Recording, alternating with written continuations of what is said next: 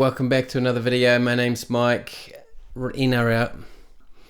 Welcome back to another video. My name's Mike. NRL round 12 was Indigenous round and it did not disappoint. It was the final round or final chance for a lot of players that were going for origin spots to have a crack. And it was a Sunday full of upsets. And the Warriors going back to back in terms of big upsets. We're going to review the full round, so please stick around. We've just had Origin teams named and Team List Tuesday, but I'll make other videos for that. But if you could stick around, let's review all of the games from NRL round 12. Bulldogs versus Dragons was the Thursday night game. Bulldogs getting this one done pretty comfortably, 44-12. I had the Bulldogs 1-12. I thought it was going to be a little bit closer. The Dragons certainly have been playing a little bit better than they did in this game. Anyway, the Bulldogs coming off a narrow loss to the Raiders the week before, and the Dragons were just coming off a bye. A couple of late changes for the Bulldogs. Toby Sexton came in for Drew Hutchinson. Bailey Hayward started at lock. Dragons were 1-17. Dragons had the better start. Wasn't looking like a few of the Bulldogs were making the most of the last game before the State of Origin teams are named. Moses Suley crashed over in the 14th minute to get things going, but then things started to click for the Bulldogs. After that, Matt Burton somehow managed to ground the ball before the dead ball line. Unbelievably, it was within the most narrowest of margins, 1 frame in it. But a try's a try. Jacob Little scored from dummy half. In response to that, Dragons led at halftime 6-12. At this point, the Bulldogs really looked like they did the week before against the Raiders. Obviously losing that game, not quite playing to their standard really, but anyway, the second half was completely different. The Bulldogs put in a very dominant performance, scoring 7 tries to none. Hell of a second half. Carraz, Burton, Salmon scoring doubles. Burton missing 3 conversions as well. Jack Bird went off with another injury late in the second half, or the first half I think it was, and defence on that side of the field went with him. So Flano and Eisenhuth really struggled over that edge. Zach Lomax had a yellow card, and I think 2 tries were scored while he was off the field. Dragons looked like they did against the Roosters in the 10-try thumping on Anzac Day, really. And of course the Bulldogs would be relatively happy with that performance. Kikau, I believe, is injured or has to get some surgery. Then the first game on the Friday night was Cowboys versus Tigers. Cowboys getting this one done, 42-28, so a couple of big scores for the first 2 games of the round. I had Cowboys 13 plus, so that came through, or that was correct. Cowboys going for 2 in a row after losing 5 in a row, so obviously they've been struggling. Tigers are struggling, 7 losses in a row. Remember one of those, I think they've had 2 wins or whatever, but anyway, one win was against the Sharks way back, and the Tigers thumped the Sharks. Let's not forget, Kyle Felt comes back in for 2-try hero Braden Burns from the week before, and the Tigers only made 1 change with Alex Twell starting at lock. Kyle Felt returns, and it becomes a 2-try hero himself, scoring them both in the first 16 minutes. Solomon Alomalo was unable to stop him after defending Jermaine Asanko pretty well last week. But yeah, managing to score one. Solomon Alomalo managed to score a try himself after 10 minutes after Felt's second try in response. And how good is Nene under the high ball? He scored another great try last year, of course, scoring quite a few like that. 3 tries to 2 at halftime. Jareen Buller scoring the Tigers' second. Score was 20-10, so Tigers still in the game. Val Holmes went to the sin bin late in that first half. Isaiah Papali'i injured as well. Tigers scored straight after halftime with Holmes off, so yeah, score went to 20-16, but that's as close as the Tigers got. That was it for them. Cowboys scored 3 tries in 20 minutes. That was just too much for the Tigers, although Tigers did manage to score 2 tries in the last 5 minutes. Alex Twell's second career try. Let's not forget that. Always worth pointing that out. there was still enough time for Valentine Holmes to score his second try right at the end there. 3 tries in the last 5 minutes. So 2 tries to the Cowboys and 1 try to the Tigers. Sorry, I'm struggling to read what I wrote. Anyway, Val Holmes fired up after he got sin-binned. Will be interesting to see how he goes at the judiciary. Well, obviously we know what's happened since then, but he's avoided suspension and will play in the State of Origin. Cowboys 2 wins in a row, starting to look better, but still lapses in defence, and they won't be happy about that. They've got still areas they need to tidy up. Tigers will be. Well, they take some confidence from their tries, I guess, but they're still struggling at the bottom of the ladder. Their defence is a big one there. Lachlan Galvin is still the most positive aspect for that club and that team at the moment. He had an absolute blinder. Seagulls versus Storm was the second game on Friday night. Seagulls winning this one 26-20. I had the Storm 1-12. I think most people did.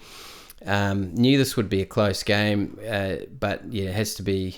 Well, yeah, I had at that time when I wrote that it's got to be the upset of the round, but not even close. We'll get to that. Seagulls coming off a 1-point loss against the Broncos the week before, and Storm a healthy win against the Eels. Seagulls lose another fullback. Turbo is out. Kohler pulls out, and that means Lehi Hopewadi makes his debut at fullback. Storm were 1-17. Very tough game as expected from these rivals. Of course, they are quite strong rivals, aren't they? Ben Trebojevic finally scores it took 25 minutes for the try to come through, and the Seagulls score again a few minutes later through Tommy Talau, who is actually playing really well at the Seagulls. His first game back, I just remember, obviously, he's trying to find his feet, but man, he just looked like he was miles away from the NRL standard. Devastatingly for the Seagulls, Ali Kautoa scored a try right on half-time from a Hughes kick. So the score at half-time ended up being 12-6. Seagulls would have much preferred 12-0, and they were very close to being able to do that. But anyway, Jake Trebojevic doesn't get many tries, but he scored the first second half try. It was a bit of back and forth second half. The Storm responded with a try and penalty. Nick Meaney scoring all of those points to get the score to 18-14. Tommy Talau scores his second, and then Seagulls get a penalty, so that score goes to and at 26-14, Storm really not looking as polished on attack as normal, looked to be over at that point. However, the Storm spine finally managed to set up an old school, I guess Smith, Cronk, Slater style of try play, and that was between Grant, Hughes and Wishart to score with 5 minutes to go, only 6 behind at that point, but the Seagulls managed to hold on. So certainly the Storm had a chance to level it.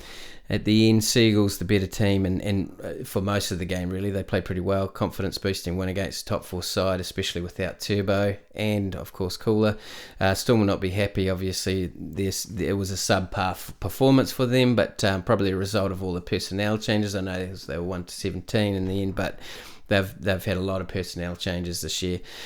But they're still extremely competitive, as you could appreciate. Anyway, so that's the Seagulls versus Storm. Raiders versus Roosters, first game on the Saturday. Roosters winning this pretty comfortably, 16-44. Roosters I had to win 1-12. I just felt like Raiders at home, it was pretty hard to sort of imagine. I didn't expect the Raiders to sort of let the Roosters get away, but of course, when the Roosters are on, there's not many teams that can contain them at the moment. So anyway, the Raiders they were coming off a good win against the Bulldogs and had been surprising everyone the last few weeks, and the Roosters a loss against the Sharks. But yeah, look, the Roosters easily have been one of the most informed teams in the competition. Both teams were 1-17, and we'll be happy about that because that hasn't been the norm for both of them. Victor the Inflictor, he's playing out on the edge rather than the middle these days. He just strolled through a gap to score the first try. Should never have happened. Plenty of Raiders there too. Just must have been a misunderstanding. Everyone just standing around thinking, I thought you had him. So anyway, he went straight through. James Tedesco scored straight after half time.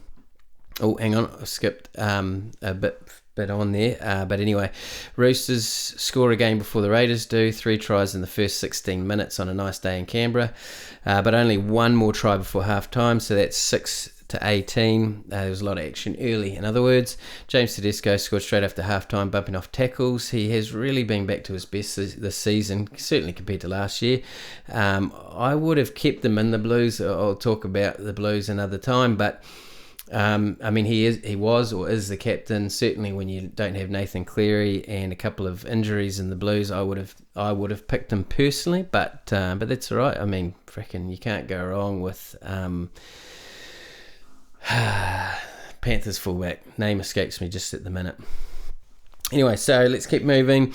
Hudson Young scores for the Raiders not long after. The score was 10-24, but that's as close as the Raiders get, so they're not 2 tries out. But anyway, 5 minutes later, Manu scores the second before the Roosters scored 2 more tries through Suaalii and Crichton. Both got picked up for the Blues Origin side to take the game away, 38-10 at that point. Not sure why Suaalii was goal kicking. I missed that, but I mean, he was kicking. I missed why, but Suaalii missed a couple. Sam Walker did kick the final goal, so I'm not sure. It didn't seem like there was an injury there, but maybe. Ko Weeks scored a good try getting on the outside of Keary, but the Raiders didn't offer much on attack really there, and their defence, wasn't great. Obviously, letting in a few tries, but Teddy finishes Roosters break to score. To finish the scoring of the game, so that's pushes it out to 44-16 and should be playing Origin, but that's that. Tapani's 200th game also, but the Raiders just couldn't get up for that. Sharks versus Panthers, top of the table clash again. I think it's the 3rd week in a row that the Sharks have been playing top side, so naturally they looked a little bit underdone there, but or a bit tired. But the score 0-42. I had Sharks 1-12. They'd been tracking very well, and I thought, well, I'll stop tipping them when they give me a reason to, but which they have. Anyway, both teams were 1-17, so that's 2 games in a row. You don't really see that. There's normally a change or two before kickoff. Sharks just won 8 in a row. And as I said, had played 2 top teams, so they've beaten the Roosters and Storm in as sort of many weeks. Panthers, of course, coming off an amazing loss to the Warriors, so they were very fired up. It really was such a one-sided game. It's hardly worth going through the plays, really. Panthers just dominated in every aspect right from the start. They completely dominated in the first try to James Fisher-Harris. Really set the tone. It was an absolute barnstorming run to smash a few players and get across the line. Panthers scored 7 tries in the end, and Edwards' goal kicking was better than last week, only missing one kick, so obviously he was determined as well to sort of improve on that. Of course, missing the penalty late against the Warriors. Every aspect of the Panthers' play was focused, determined, and the Sharks, really, they should thank the Warriors for the way the Panthers turned up in this game. 3 tries were scored before Hines went off, so just worth noting, Hines went off in the 30th minute for an HIA, and apparently there was a calf strain. They wanted to be cautious there, and there really was, with the way the Panthers were tracking, scoring 3 tries very quickly. I'm sure Maguire would have probably picked up the phone and said, don't put him back out there. But anyway, Moses Leota also went to the sin bin and is on report. I haven't heard anything about whether he's going to play this week. Panthers played a lot better than last week. Of course, they were well off their game last week. Ivan Cleary was not impressed, as we could all sort of caught. He very, very brief post-match interview. So this response was expected, just not such an extreme fashion, I guess. But certainly the Panthers sending a message. It was well received. The Sharks are still a class side and they'll bounce back, but this is what can happen in this comp when a team is hot like that, when you've got momentum. Doesn't matter who you are, if you're slightly off your game, you can lose by some margin. So that was quite something, that. And then we had the Rabbitohs versus Eels. Rabbitohs winning this one, 42-26. I had Rabbitohs 1-12. They won reasonably comfortably in the end. And I think that, it was a bottom of the table clash, wasn't it? The Rabbitohs only had 1 win before that. The Eels are on 3. Cody Walker pulls out late, so doesn't get a final crack at a New South Wales spot, but I'd imagine that was already decided before this game. Madison still suffering from an illness, so Cartwright started for the Eels and Sean Lane and Kalma Tuolangi swapped. Brendan Hands came onto the bench, or went down back to the bench. Morgan Harper comes in for Will Penasini, who was out with an illness, I believe. Anyway, Jai Harrow scored first for the Bunnies, although he didn't even know he had, really. He was as surprised as anyone when the try was, well, when the big screen showed his try. Rabbitohs scoring the first 4 tries within half an hour, so yeah, it was looking really ominous at that point. But the Eels did finally manage to score a couple of tries before half time. And hadn't really looked like scoring before that. Mitchell goes to the bin right before half time. Really not sure about the hip drops at the moment. I mean, they are hip drops and there are clear rules around that, but I really struggle to understand why we haven't had these problems, had hip drop problems before the rule came in. But that's all right. But certainly when you look at the Mitchell one, it was a little lazy and careless. No question there. So anyway, 22-12 at halftime. Morgan Harper takes advantage of the overlap left by Mitchell early in the second half to get within 6 points, but yeah, couldn't score any more while Mitchell was off than that. Mitchell come back and the Rabbitohs stretched out to 30-16 before Sevo scored. Sevo scored for the Eels, so the score went to 30-22. Sevo really had quite a good game, I think. 2 tries and a try assist, looking more consistent and good, but yeah, by good I mean disciplined. He was a bit loose there for the first few games back after injury this year, but the Rabbitohs piled on and scored twice in the last 10 minutes to seal it. Sevo scoring a final try right at the death there, his second try, and Jack Wyden went off injured early in the second half. Wanted to see more of him at 5/8, but the Rabbitohs didn't need him in that sense. Knew it was going to be a high-scoring game anyway, with both teams' defence pretty poor. Typically, the Rabbitohs still have a lot of injuries. I don't know how many there are, but they must be up towards 10. Eels likely to make a lot of changes this week. And we have had teams, I know they have made a lot of changes. A lot of them are players coming back from injury, but I'll give my round preview another night this week. We had... What are we up to? Sunday now, so the day of upsets. Broncos versus Titans was the first game on Sunday.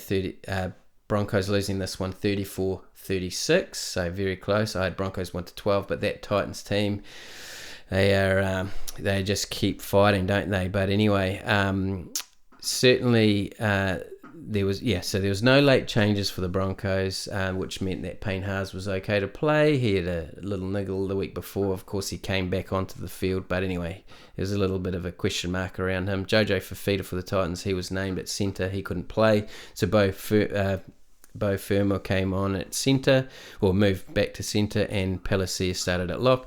Payne Haas kicked things off with the Storm over try in 5 minutes. He had a good game and looks very ready for Origin.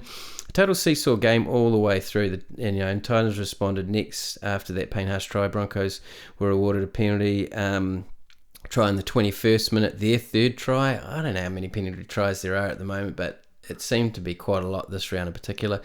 Broncos were, Bo Firma clearly thought Mariner had the ball when he was when Mariner was regathering a kick. Firma was really lucky he didn't go to the bin, so he managed to stay on, but it was a penalty try, and actually was Firma was the next to score a try, so the Broncos might be a little bit upset about that. A couple more tries each before halftime. The halftime score was 24-16. Chris Randall scored first after halftime. Titans getting to within 2 points at that point, and then Titans hot on attack again, but Ezra Mam intercepted and ran the length to score. But the 10 minutes between 60 and 70 minute marks was pivotal, actually. Titans scoring 3 tries in that time, but they missed 2 conversions and they missed 3 conversions total, which, it's going to come down to kicking a lot of these games this year. It's a pretty close competition. Anyway, certainly in the close games, but to lead 30-36, Broncos still in it, of course, being only 6 points behind, but and they did manage to score a great try in the corner to Selwyn Cobbo, but missed the conversion from the sideline. So Broncos did have another chance after that to score a try, but for a try saver by Weaver, young halfback, who, he's been playing well. So the game is in a good place. The young fellas coming through are absolutely awesome, and they just keep coming. Anyway, incredible result for the game. Kept expecting the Broncos to run away with it, and but yeah, Titans never let them get away, and then unbelievably scored enough points to get in front. Against all odds, they pulled off a great upset. Injuries, Titans have got quite a number of injuries. Keanu Kinney was great for the Titans. Again, another young kid doing really well. Goal kicking as well. And of course, when Brimson and Campbell, Kieran Foran and Tanner Boyd all come back, I think they've got to try and find a place for Kinney, but certainly he's a star of the future. And then the final game of the round, Warriors versus Dolphins. It was a sellout at Mount Smart Stadium.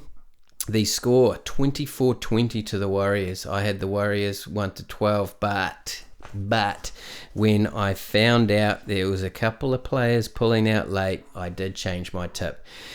So anyway, another unbelievable upset win for the Warriors. I know the odds were a little closer than sort of quite a big upset, but as I speak, I thought the odds should have been further in favour of the Dolphins. However, anyway, so we're seeing Charles Clark-Said and Tua Piki, they pulled out late, so on the Sunday, and they were two heroes from last week, of course. Yeah, but anyway, so they changed. There were two late changes there. Dolphins. Yeah, I'm just glad I got my tip wrong. But Dallin Watene-Zelezniak, he went to fullback, and Chanel Harris-Tavita started at 5'8". Good to have him back. He played really well, of course. Kossi moved to the wing, and Moala Graham Taufa, he went to centre. Graham Taufa, that's a story in itself. He's not even in NRL fantasy, but so he's not one of the top 30 players. He hasn't even been training with the team. He gets the call up on the day of the game, and he's in. His team was there to be able to give him his jersey. There's quite a story on that, but what an effort, and he played well too. I know I'll talk to the Herbie Farnworth's effort, but to be fair, Herbie Farnworth had a good start, but they Graham Taufa managed to tighten things up a little bit. So just incredible. A guy, from a completely different level of the code to come in on game day and put a performance like that. Absolutely awesome. Hats off to you, mate. Well done. And then Paul Roach starting at hooker, but he got injured after 11, so it just keeps getting worse. Anyway, Dolphins were 1-17. They swapped a few forwards around, but yeah, Dolphins had a great start, scoring the first two tries in 16 minutes. Tabuai-Fidow added a try, and both Warriors scored in the first half. Halftime score was 12-16 to the Dolphins. Dolphins scoring 3 tries in the first half. That was a bit messy, I apologise. Warriors somehow still in the game at halftime.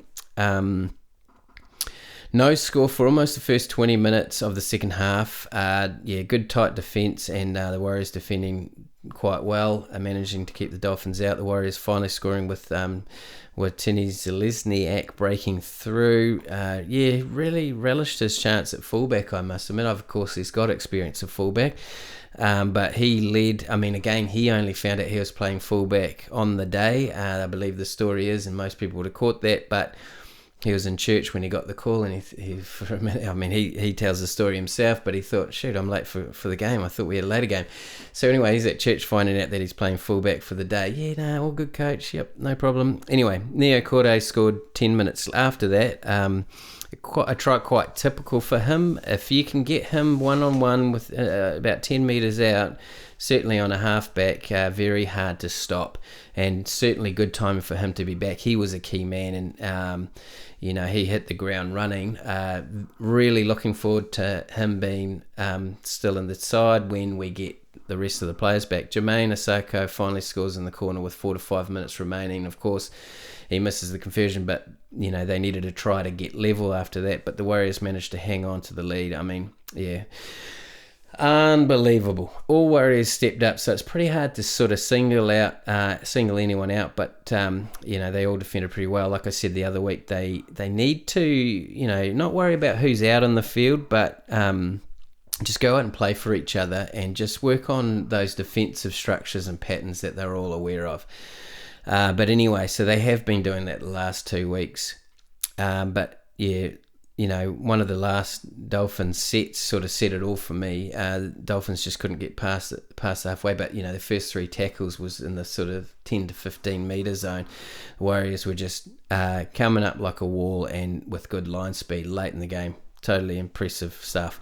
Herbie Farnworth just had a blinder, and that, yeah, I don't know, like he looked like he was playing for an Origin spot, but of course he can't, but certainly had a good game. And then for the Warriors, though, Dallin Watene-Zelezniak was really good. I thought he was quite strong at the back and led really well. Obviously, good comms for everyone. Chanel Harris-Tavita and Timaira Martin, they played really well at half, in the halves. I thought there was a period in the second half, certainly in the first half of the second half, where the kicking was just unstructured and it wasn't as tight and clinical as it needed to be. But then they just switched it on. I think Martin got all 3, but there were 3 forced line dropouts in that second half, and the pressure was on. And I think when Johnson comes back, I think we need to stick with Martin, but he certainly earned a spot there. After the last 2 weeks in particular. And of course, Dylan Walker was a standout playing lock. Tohu Harris is out at the moment. He played big minutes in the middle, and leading really well at the moment as well in his own right. Mitchell Barnett, captain, super solid, made the State of Origin wider squad for New South Wales. He's only going to be better for that. He's going to be fresh because he won't be playing, so he can come back into the Warriors and bring a whole lot back with him. But yeah, look, the Warriors left it all out there. You could tell that they knew they had the bye coming up, and they just put it all out there. So just unbelievable effort from them again, and that is why I am a fan. Let's just have a quick look at the table just to wrap things up. Sharks still number 1 there. They are, I think that's the latest one. But anyway, I've still got Sharks number 1, Panthers number 2, Storm number 3. I think Sharks number 1 because the Storm lost, but Panthers lost last week. So Dolphins 4, Dolphins still in the top 4, Roosters 5, Broncos 6, Knights 7th, Raiders 8, Seagulls 9, Bulldogs 10, Cowboys 11, Dragons 12, Warriors 13, Titans 14, Eels 15, West Tigers 16, Rabbitohs 17. I can't work out why every other team just says has just their name, but the West Tigers always has West's Tigers. Why aren't they just Tigers? I can't work that out. Anyway, look, I don't know. I feel like a few other teams are playing well enough to be in the top 8. Knights and Raiders hanging on in there, but I feel like they are probably going to be the teams that maybe the Seagulls and the Bulldogs. I mean, you've got the Cowboys, Warriors have been proving themselves. That top 8 this year, that 7 and 8 or whatever spots, they're going to be very tough to get. Rabbitohs, yeah, they had a win, but they're still last. Tigers really struggling. Eels, we've got a few changes and a few big guns back, so they might make a bit of movement. Titans, I don't know, they're playing better than a team that's only won 3 games. I mean, they beat the Broncos there, and they've got a few players to come back. David Fifita's not playing Origin, so they'll be boosted by that. But anyway, yeah, a lot of teams having a bye, and they'll be grateful for that. So let's leave it there. If you're still watching, thank you so much. I'm going to make another video for the preview for this upcoming round, which is a half round, and then I will also try and make a video for the State of Origin teams and just give you my thoughts. Anyway, thanks for that. Catch you soon.